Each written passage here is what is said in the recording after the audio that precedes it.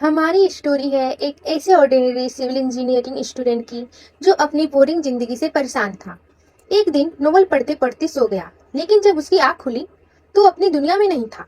अब वह एक फैंटेस्टी वर्ल्ड के अंदर था। सबसे शॉकिंग बात यह थी कि वह हीरो नहीं बना था, वो किसी व्यक्ति के अंदर आ गया था। वो बना था लॉयड फ्रंटेरा, एक आलसी, शराबी और बर्बाद नोबल जिसकी फैमिली बहुत जल्दी तबाह होने वाली थी। तो स्टोरी शुरू होती है कुछ साल पहले। एक खतरे की घंटी बजती है, एक पैनल खुलता है, उसमें एक नोटिफिकेशन आता है कि आपको परमेश्वर द्वारा एक यादृच्छिक इच्छा पूरी करने के लिए चुना गया है।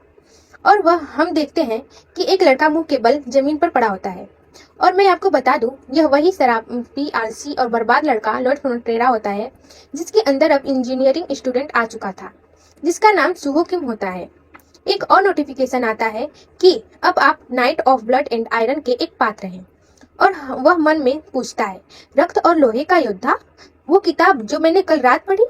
इसके बाद एक और नोटिफिकेशन आता है, शुभकामनाएं, आप यह कर सकते हैं, हाँ। और वह मन में सोचता है, एक इच्छा, किस बात के लिए शुभकामनाएं, मैंने तो अभी तक कुछ पिया भी नहीं है। उसे कुछ समझ नहीं आ रहा होता है और अचानक बोलता है, अरे क्या यह उन वेब उपन्यासों में से एक है जिसमें मैंने किसी दूसरी दुनिया के किसी व्यक्ति पर कब्जा कर लिया है। और फिर सोचता है, तो फिर मैं कच्ची सड़क पर आधे मुंह क्यों जाग रहा हूँ। और वह उठता है और कांपते हुए बोलता है, उफ कितनी ठंड है। सिकुड़ते हुए कहता है, अरे मेरे होठों को क्या हो गया। तभी पैनल खुलता है और स्वास्थ्य चेतावनी का नोटिफिकेशन आता है। वह हंसते हुए बोलता है, जमीन पर सोने से तुम्हारा जबड़ा अपनी जगह से हिल गया है। फिर वह अजीब सी मुंह बनाकर बोलता है, मुझे पता है कि ये अलर्ट मुझे काफी परेशान कर रहे हैं। और फिर वह जबड़े को सीधा करते हुए सोचता है, क्या यह सपना है, क्या यह सचमुच हो रहा है। और बोलता है, तो मुझे समझ आ गया है कि मैंने इस दुनिया में कुछ किरदारों की भूमिका निभा ली है, लेकिन मैंने किसका पदभार संभाला है। Night of blood and iron में एकमात्र व्यक्ति जो सुनसान इलाके में रहता था और जमीन पर सो जाता था वह था। और याद आता है मास्टर लॉयड। और तभी उसे पीछे से आवाज आती है, यहाँ आप है। और वह मुड़कर देखता है और वह व्यक्ति बोलता है, मैं आपको हर जगह ढूंढ रहा था। और वह एक एक कदम आगे बढ़ता है और बोलता है, चलिए हवेली में वापस चलते हैं। असल में वह व्यक्ति night of blood and iron का एक नायक जेवियर असरहन था। लॉयड उसे देख मन में सोचता है, वह बिल्कुल किताब में दिखाए गए चित्र जैसा दिखता है। क्या उसने मुझे लॉयड कहकर बुलाया। किताब में वह जेवियर है जो एक प्रसिद्ध तलवारबाज है, लेकिन वह देश के लॉर्ड आर्कोस फ्रंटेरा के लिए काम करने वाला अज्ञात नाइट के रूप में शुरुआत करता है और बैरन फ्रंटेरा का सबसे बड़ा बेटा है। और फिर जोर से चिल्लाते हुए बोलता है, और मैं गुंडा हूँ लॉयड फ्रंटेरा। और दोनों चुपचाप एक दूसरे को देखते हैं। इसके बाद जेवियर बोलता है, मैंने तुम्हारा नाम लिया, लेकिन मैंने तुम्हें कभी गुंडा नहीं कहा। और वह मुस्कुराते हुए बोलता है, अच्छा है कि कम से कम तुम आत्म जागरूक तो हो। तभी नोटिफिकेशन आता है, जेवियर अच्छे मूड में लग रहा है। और लॉयड मन में बोलता है, मैं देख सकता हूँ, चुप हो जाओ। इसके बाद हवेली का सीन दिखाया जाता है जहाँ जेवियर चिमनी में आग जला रहा होता है और लॉयड से पूछता है, आपको कोई अंदाजा नहीं है कि आप ऐसे कैसे हो गए। और उसे बताता है कि आपने दोपहर में पीना शुरू किया, नशे में धुत हो गए, पब का फर्नीचर भी तोड़ दिया और फिर हवेली वापस जाते समय आप बेहोश हो गए। और लॉयड मन में सोचता है, यही एक गुंडे के जीवन का एक दिन होता है। और जेवियर लॉयड को बताता है कि उनके लॉर्डशिप चिंतित थे और उन्होंने मुझे भेजा।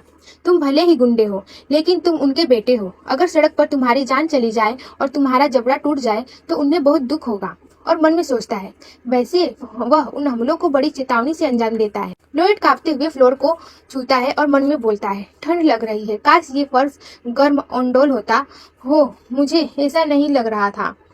यह एक अमाध्य युगनी काल्पनिक उपन्यास है। और जेवियर बोलता है, महोदय मैं आपको आराम करने के लिए छोड़ देता हूँ, मैं कल उनके लॉर्डशिप को सूचना दूंगा। लॉर्ड पूछता है, क्या तुम करोगे। जेवियर बोलता है, हाँ। और मन में सोचता है, वो बहुत तनाव में रहते हैं। जेवियर जा रहा होता है, तभी लॉयड बोलता है, रुको जेवियर। जेवियर पूछता है, जी हाँ मास्टर लॉयड। फिर लॉयड पूछता है, हमारे परिवार पर काफी कर्ज है ना। जेवियर कहता है, ये तो कहने के लिए अजीब बात है। और जोर से दरवाजा बंद कर चला जाता है। लॉयड शांत हो जाता है और मन में सोचने लगता है कि मुझे इस कहानी में होने वाली हर बात पता है। कल रात ही मेरे छोटे से गेस्ट हाउस के कमरे में मैंने आखिरी अध्याय पढ़ लिया है और बेशक मुझे पता है कि लॉयड का क्या हुआ। भाग 1, जिसमें बैरन और बैरोनेस एक दुष्ट धोखेबाज के शिकार हो जाते हैं, अपनी सारी जमीन और दौलत खो देते हैं और आत्महत्या कर लेते हैं। इसके बाद लॉयड भिखारी बन जाता है, दिन भर शराब पीता रहता है और फिर वह टेबल पर गिर जाता है और टेबल पर जोर जोर से हाथ पीटकर चिल्ला रहा होता है, बियर, मुझे और बियर लाओ। और इसके बाद खून की उल्टी करता है और मर जाता है। फिर लॉयड अपने सोच से बाहर निकलते हुए खड़े होकर जोर से चिल्लाते हुए बोलता है, अरे फिर तो कुलीन होने का क्या फायदा, यह बिल्कुल कोरिया जैसी ही दैनीय जिंदगी है। और सोचता है, ये बिल्कुल ही सनकी आदमी आखिर है क्या। तभी खतरे की घंटी बजती है। एक नोटिफिकेशन आता है, आपको परमेश्वर द्वारा एक यात्रिक इच्छा पूरी करने के लिए चुना गया है। और लॉर्ड सोचता है, मैंने ऐसी क्या इच्छा की थी जिसकी वजह से मुझे ऐसे व्यक्ति के शरीर में प्रवेश करना पड़ा जिसका अंत इतना भयानक हुआ। इसके बाद हमें वहाँ के गांव को दिखाया जाता है और हवेली को दिखाया जाता है, जहाँ एक औरत लॉर्ड से पूछती है, तुमने कल रात पब में कुछ चीजें तोड़ दी। दरअसल यह लॉर्ड की माँ मार्बेला फ्रोंटेरा होती हैं। लॉर्ड मन में बोलता है, नहीं, कल रात में एक किताब पढ़ रहा था। फिर लॉर्ड की माँ बोलती है, लॉर्ड, मैं तुमसे विनती करती हूँ कि इस बार पब जाओ और माफी मांगो। लॉर्ड मन में बोलता है, उफ, लगता है इस शरीर ने ही ये गंदगी फैलाई है, तो मुझे ही साफ करना पड़ेगा। और अपना सर खुजलाते हुए बोलता है, हाँ ठीक है, मैं करूंगा। उसकी ये बात सुनकर जेवियर और लॉर्ड की माँ दोनों चकित होकर देखने लगते हैं। तभी लॉर्ड को नोटिफिकेशन आता है कि ये दोनों लोग आपके जवाब से बेहद भ्रमित है। लॉर्ड मन में सोचता है, क्या वे मुझे कम से कम थोड़ा सा श्रेय भी नहीं दे सकते थे। इसके बाद गांव के घरों को दिखाया जाता है। एक आदमी गट्ठर उठा रहा होता है, भारी होने के कारण बोलता है, उफ, और शांत होकर लॉर्ड को देखने लगता है। लॉर्ड ये देख मन में सोचता है, ये क्या है। और वह आदमी दीवार के साइड सर घुमाकर झुककर कुछ करने लगता है। लॉर्ड को ये देख कुछ समझ नहीं आता और वह शांत होकर देखता है। सड़क पर भी कुछ लोग दिख रहे होते हैं और वह अपनी नजरें ऊपर करता है। एक बच्चा खिड़की से देख रहा होता है और तभी दूसरा बच्चा आकर जोर से चिल्लाते हुए उसे पकड़कर पीछे खींचता है और बोलता है, आंखों से आंखें मत मिलाओ, और धड़ाम से खिड़की का गेट बंद कर देता है। तभी लॉर्ड को नोटिफिकेशन आता है, गाँव वाले आपसे सख्त नफरत करते हैं। लॉर्ड मन में बोलता है, हाँ मुझे समझ आ गया। और जेवियर से पूछता है, वैसे जेवियर, तुम मेरा पीछा क्यों कर रहे हो। जेवियर बोलता है कि उनके लॉर्डशिप ने मुझे आपकी रक्षा करने का आदेश दिया ताकि कल जो हुआ वह दोबारा न हो। लॉर्ड पूछता है, मेरी रक्षा करने के लिए। फिर जेवियर बोलता है, बिल्कुल नहीं, यह ग्रामीणों के लिए है, मैं उन्हें तुमसे बचा रहा हूँ। लॉर्ड बोलता है, आह, तो मैं एक गैंगस्टर जैसा हूँ। और मन में बोलता है, मुझे लगता है कि सबसे पहले मुझे अपनी इस घटिया छवि से छुटकारा पाना होगा। इस तरह कम से कम भिखारी होने पर अपने लिए कुछ खाना तो जुटा सकूंगा। और सोचता है, नहीं, अगर मैं ऐसा होने से पहले अपने परिवार का कर्ज चुका सकूं तो मैं एक देश के बैरन के उत्तराधिकारी के रूप में शांति से रह सकता हूँ और एक सुखद आरामदायक जीवन जी सकता हूँ बुढ़ापे तक। और मन में खुद से पूछता है, क्या कोई चीज, कोड या कौशल नहीं है जिसका मैं उपयोग कर सकूं। हाँ, तो मेरे पास एक कौशल है। तभी उसे एक नोटिफिकेशन आता है, एक निष्क्रिय कौशल, इससे दूसरों के माथे पर सिकन आ जाती है। और दूसरा नोटिफिकेशन होता है, उग्र शराबी। जब आप इस कौशल का उपयोग करते हैं तो आप बिल्कुल मूर्ख बन जाते हैं। और लॉर्ड अचानक रास्ते में ही अपना हाथ हवा में अजीब तरीके से स्विंग करने लगता है। जेवियर को ये देख कुछ समझ नहीं आ रहा होता है कि आखिर ये कर क्या रहा है और लॉर्ड भागने लगता है। तभी जेवियर पूछता है, मास्टर लॉर्ड, आप कहाँ जा रहे हैं। लॉर्ड पूछता है, क्या। जेवियर पूछता है, पब यहीं पर है, क्या आपने माफी मांगने की बात झूठ बोली थी। लॉर्ड बोलता है, अरे नहीं नहीं, मैं कुछ सोच रहा था। जेवियर शांत होकर उसे देखने लगता है। लॉर्ड घबरा कर पूछता है, क्या क्या हुआ, क्या है। जेवियर अपनी आंखें बंद करके बोलता है, यह कुछ भी नहीं है, चलिए अंदर चलते हैं। फिर लॉर्ड पब का गेट खोलता है और बोलता है, हेलो, माफ कीजिए। और जेवियर शांत होकर उसे देख रहा होता है और मन में सोचता है, कल रात से कुछ गड़बड़ सी लग रही है। ऐसा लगता है जैसे वह बिल्कुल अलग इंसान बन गया है। लॉर्ड पब के अंदर कुर्सी पर बैठकर सर झुकाए बोलता है, मुझे माफ कर दो, कल रात जो कुछ भी हुआ वह सब मेरी गलती थी। और पब का मालिक काफी सावधान होकर हैरानी से उसे देख रहा होता है। और नोटिफिकेशन आता है, पब के मालिक ने अत्यधिक सतर्कता की स्थिति अपना ली है। और फिर अपने दोनों हाथ खड़े कर लॉर्ड से बोलते हैं, मास्टर लॉर्ड, कृपया मैं आपसे विनती करता हूँ, ऐसा मत कीजिए। लॉर्ड यह देख मन में सोचता है, ओह, क्या यही हो रहा है। वह और भी ज्यादा डरा हुआ है क्योंकि यह कमीना अचानक से विनम्रता दिखाने लगा है। तब मैं थोड़ा और असभ्य हो जाता हूँ और वह अकड़ के उनसे बोलता है, मुझे खेद है। और उसे नोटिफिकेशन आता है कि आपकी माफी सच्ची नहीं लगती। फिर लॉर्ड मन में सोचता है, अरे यार, अब मुझे क्या करना चाहिए। और फिर पब के मालिक डर के मारे झुककर बोलते हैं, कोई बात नहीं, आपको माफी मांगने की जरूरत नहीं है। और लॉर्ड उन्हें शांत होकर देखने लगता है और वह वहां से चले आते हैं। फिर रास्ते में लॉर्ड जेवियर से बोलता है, जब मैंने माफी मांगी तब भी वह कुछ ज्यादा खुश नहीं दिखे। जेवियर बोलता है, इसकी तो उम्मीद थी। और बताता है कि कल तुमने जो कुछ भी नष्ट किया, उसका फर्नीचर और सजावट का सामान, ये सभी चीजें पब मालिक की कड़ी मेहनत से कमाए गए पैसों से खरीदी गई थी और जब तक उसे मुआवजा नहीं मिल जाता तब तक वह शायद ही संतुष्ट होगा। फिर लॉयड उसे देखते हुए मन में बोलता है, जब हम इतना में हैं तो उसे मुआवजा देना क्या ग्रामीणों का दिल जीतना इतना मुश्किल है। और सोचता है, इसलिए अगर हम कर्ज नहीं चुकाते तो कुछ भी नहीं बदलेगा। आखिर कैसे। और फिर जेवियर बताता है कि इतना ही नहीं, पब मालिक की माँ को सर्दियों के अंत में लगी सर्दी के कारण तबीयत खराब हो गई है। अगर इसे आपके दुर्व्यवहार के साथ जोड़ दें और आप कल्पना कर सकते हैं कि उसके लिए हालात कितने कठिन होंगे। लॉर्ड मन में सोचता है, पब के अंदर काफी ठंड थी। एक अकेली चिमनी पूरी इमारत को गर्म करने के लिए पर्याप्त नहीं है। बुजुर्ग लोग इस तरह की सर्दी को ज्यादा देर तक बर्दाश्त नहीं कर सकते। वह अपना कदम आगे बढ़ाता रहता है और सोचता है, जब तक कि उनमें अंडोल फर्श न हो।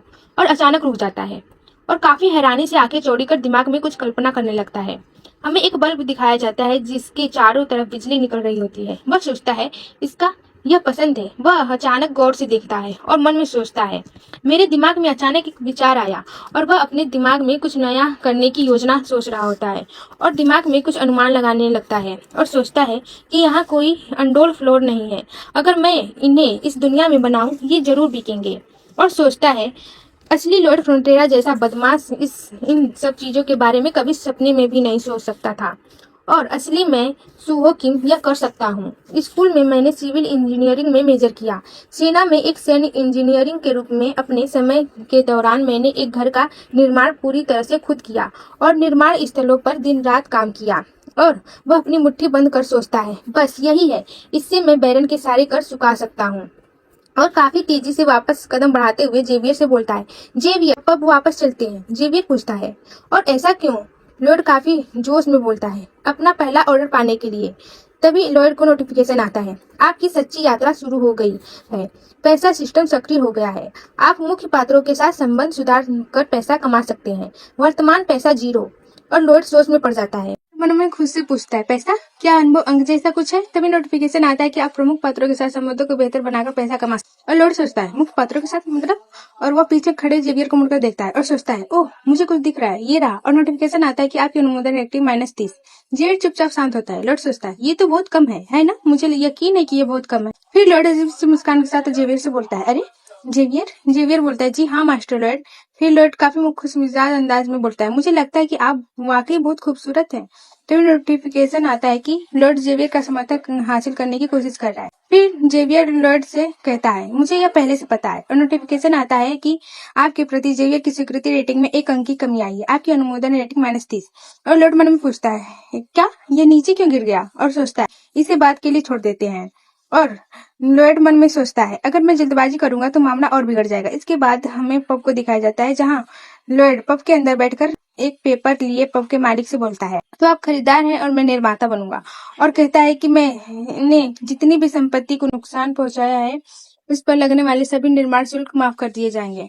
और वह कॉन्ट्रैक्ट का पेपर पब के मालिक के सामने बढ़ाते हुए कहता है, अब यहाँ हस्ताक्षर करें। और तभी नोटिफिकेशन आता है, पब का मालिक आपको संदेह भरी नजरों से देख रहा है। लॉर्ड मन में सोचता है, छी यही तो समस्या है, इस आदमी पर किसी को भरोसा नहीं है। और नोटिफिकेशन आता है, पब मालिक पत्थर की दीवार जैसा दिल वाली कला का इस्तेमाल करता है। लॉर्ड सोचता है, मेरी बड़ी योजना शुरू से विफल नहीं हो सकती। मैं ऐसा नहीं करना चाहता, लेकिन चलिए असली लॉर्ड की उसकी गुंडागर्दी वाली छवि का इस्तेमाल करते हैं। और लॉर्ड अपनी आईब्रो ऊपर करते हुए गुस्से में बोलता है, चलो अब से हम एक दूसरे से बोध मिलेंगे और एक दूसरे पर भरोसा करें, ठीक है। तो फिर पब का मालिक डरते हुए कॉन्ट्रैक्ट को घसीटते हुए अपने पास लेता है और हस्ताक्षर करने लगता है। लॉर्ड ये देख मन में सोचता है, अरे वाह ये काम कर गया। और नोटिफिकेशन आता है, वाह तुम तो बहुत बिल्कुल ही घटिया हो। लॉर्ड मन में सोचता है, तो क्या हुआ, मैं क्या करता। वह कॉन्ट्रैक्ट अपनी कोट में रखते हुए डरावनी शक्ल बनाते हुए मन में सोचता है, मुझे अपना ऑर्डर मिल गया। और पब के मालिक से बोलता है, आपने बिल्कुल सही चुनाव किया महोदय, मैं आपको निराश नहीं करूंगा। जेवियर पीछे शांत खड़ा ये सब देख रहा होता है। इसके बाद फील्ड दिखाया जाता है, जहां लॉर्ड अपने हाथ में फावड़ा लेकर खड़ा होता है और उसके पीछे जेवियर होता है। और लॉर्ड फील्ड को देख अपने मन में बोलता है, यह काफी आरामदायक होने वाला है, इसलिए मुझे अपने माप को लेकर बहुत सटीक होने की जरूरत नहीं है। तभी जेवियर बोलता है, मास्टर लॉर्ड। और लॉर्ड बोलता है, हाँ। और जेवियर पूछता है, आपने पब मालिक को उस अनुबंध पर हस्ताक्षर करने के लिए धमकाया था, क्या आप परेशानी पैदा करने के नए नए तरीके सोच रहे हैं। लॉर्ड जेवियर को मुड़कर देखता है और बोलता है, आप उतने समझदार नहीं हैं जितना आप दिखते हैं। जेवियर शांत होकर नीचे देखते हुए मन में सोचता है, क्या वो हमेशा से इतना ही धारा प्रवाह बोलने वाला था? फिर लॉयड बोलता है, मैं उन्हें मुस्कुराने पर मजबूर कर दूंगा। वह अपने फावड़े से मिट्टी को खोदना स्टार्ट करता है और बोलता है कि मैं पब मालिक और उनकी माँ, मैं उन्हें जरूर मुस्कुरा दूंगा। और वो फावड़े को पैर से मिट्टी में दबाते हुए मन में सोचता है, क्योंकि वे मुस्काने और मन में चिल्लाते हुए बोलता है, यही मेरे धन कमाई की नींव होगी। वह काम करते करते सोचता रहता है कि मिट्टी को बाहर निकालो, उसे हटाओ, दबाओ और यही प्रक्रिया दोहराओ। और आधा घर का निर्माण कर वह काफी थक जाता है और जमीन पर लेट जाता है और सोचता है कि नदी से खोदी गई मिट्टी का इस्तेमाल दीवारों को पूरा करने के लिए करो। और चिल्लाते हुए कहता है, दम तोड़ दिया। और सोचता है, यह शरीर बहुत कमजोर है। तब जेवियर बोलता है, घर को देख इसमें ज्यादा समय नहीं लगा, सिर्फ 3 कट में। ये सुन लॉयड बैठ जाता है और चिल्लाकर बोलता है, इसमें 1 हफ्ता लग गया। और जेवियर मन में सोचने लगता है, वह सचमुच कुछ बना रहा है। उसने ये सब कहाँ से सीखा? क्या वह वाकई पब मालिक के साथ भी अपने अनुबंध का पालन करने की योजना बना रहा है? ऐसा हो ही नहीं सकता। क्या वो गुंडा लॉयड फ्रोंटेरा था? और लॉयड कांपते हुए उठता है और बोलता है, "उफ, मुझे बहुत दर्द हो रहा है, लेकिन आराम करने का समय नहीं है। और कुल्हाड़ी उठाते हुए बोलता है, आह। और हिलते डुलते कुल्हाड़ी को ऊपर उठाता है और कुल्हाड़ी को थोड़ा पीछे करता है। तभी वह लड़खड़ाते हुए पीछे गिरने लगता है। तभी जेवियर झट से पीछे से लॉयड का हाथ पकड़ उसे गिरने से संभाल लेता है और लॉयड जेवियर के हाथ में कुल्हाड़ी देता है। जेवियर पूछता है, आपको मुझसे क्या करवाना है? फिर लॉयड बोलता है, मुझे लकड़ी के पतले पतले टुकड़े चाहिए, प्रत्येक की लंबाई लगभग 2 हाथों की लंबाई, चौड़ाई 1 हाथों की लंबाई और मोटाई 1 उंगली जितनी। इसके बाद जेवियर लकड़ी को एक हाथों में ऊपर उछालता है और एक हाथों में कुल्हाड़ी को पकड़े स्विंग करता है और हवा में लकड़ी के टुकड़े टुकड़े हो जाते हैं और जमीन पर गिर जाते हैं। ये देख लॉयड की आंखें चौड़ी हो जाती हैं। हैरानी से देखते हुए जेवियर को थम्स अप करता है और मन में सोचता है, वाह, वाकई यह तो कोई ऐसा व्यक्ति है जो तलवारबाजी का उस्ताद बनने वाला है। आधुनिक उपकरणों की किसे जरूरत है? और इसके बाद वह जेवियर के कंधे पर अपना हाथ रख शांत भाव से बोलता है, जेवियर, और एक हाथ में कुल्हाड़ी पकड़े बोलता है कि जब आपका काम पूरा हो जाए तो खुदाई में मेरी मदद क्यों नहीं करते?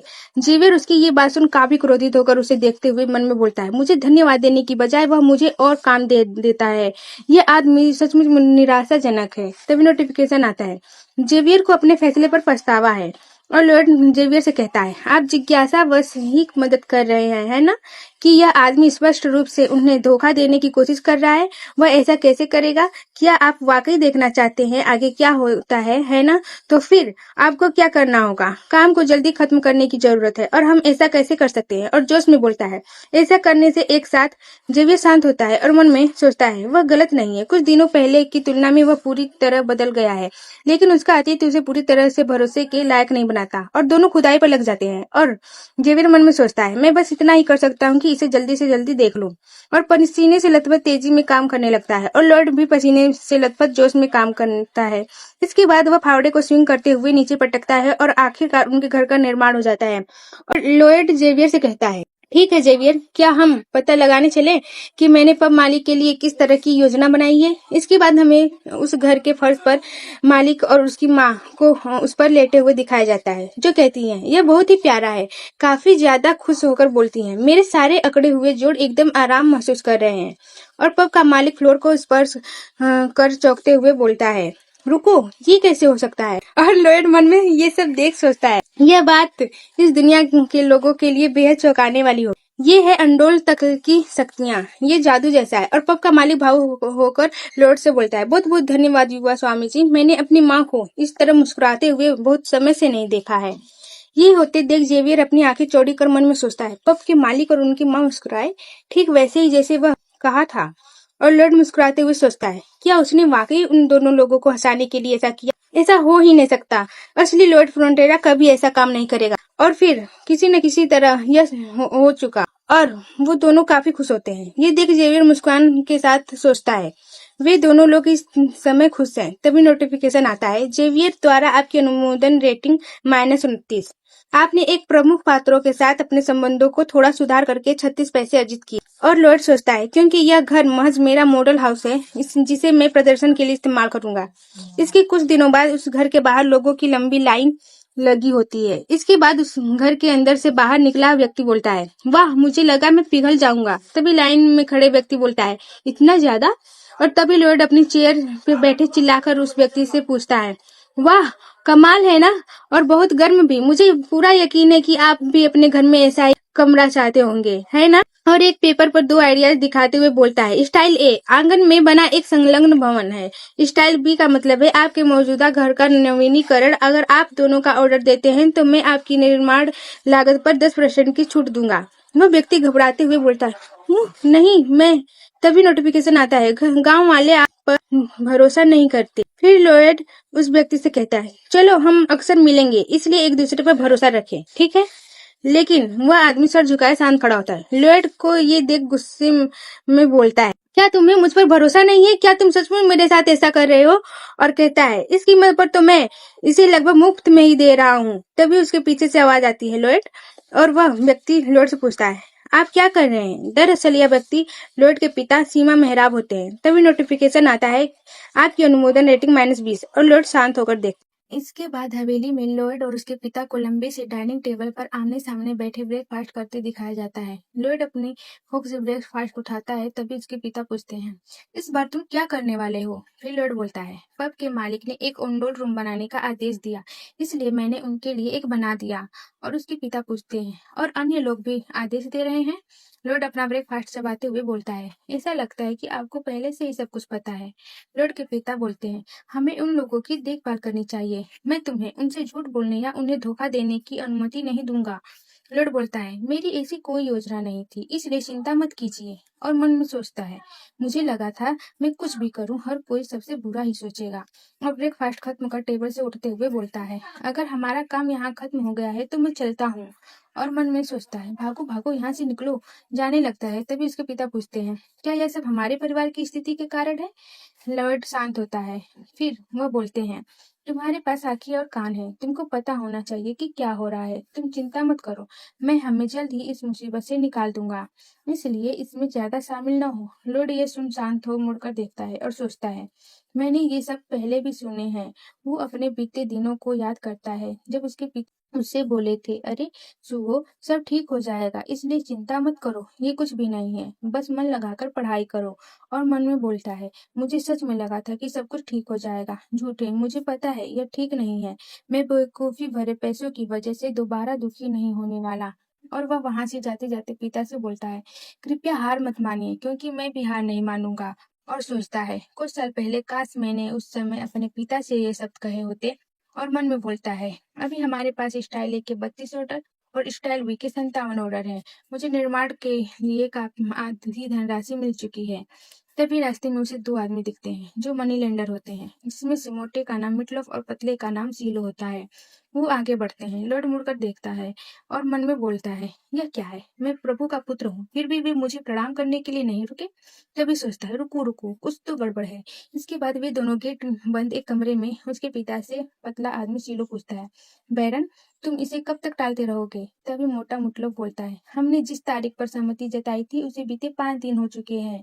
यदि तुम इसी तरह टाल मटोल करते रहे तो हमारे पास कार्रवाई करने के अलावा कोई विकल्प नहीं बचेगा। लॉयड के पिता सर झुकाए शांत होते हैं। लॉयड दरवाजा थोड़ा खोल ये सब देख सुन रहा था। पतला सीलो ऊंची आवाज में बोलता है, इस जगह की कुछ चीजें बेचोगे तो तुमको कुछ पैसे जरूर मिलेंगे। तभी लॉयड हंसते हुए मन में बोलता है, वे बिल्कुल सही समय पर आए हैं। फिर वह पैनल में देखता है, उसके पास 36 पैसे होते हैं और मन में बोलता है, मैं इसका इस्तेमाल कैसे करूं, यही सवाल है। फिर वह अपने पैनल में देखते हुए बोलता है, वाह, तो इस पोप पंख को वाकई में चीजों को समझाना आता है। तभी वह नाराज होते हुए बोलता है, अरे यार इसे भूल जाओ। फिर लॉर्ड बोलता है, अरे माफ कर दो, मैं रुक जाता हूँ, मुझे माफ कर दो। इसके बाद कुछ प्रोसेसिंग होता है और उसके पैरों के नीचे कुछ अपीयर होता है और बताता है, मृदा यांत्रिकी, हाइड्रोलैक्सिस संरचना यांत्रिकी, जल आपूर्ति और सीवेज सिद्धांत, इस्पात संरचना डिजाइन और कंक्रीट डिजाइन, उन्नत डिजाइन प्रोग्रामिंग में कौशल का पता चला है। आप जितना दिखते हैं उससे कई ज्यादा जानते हैं।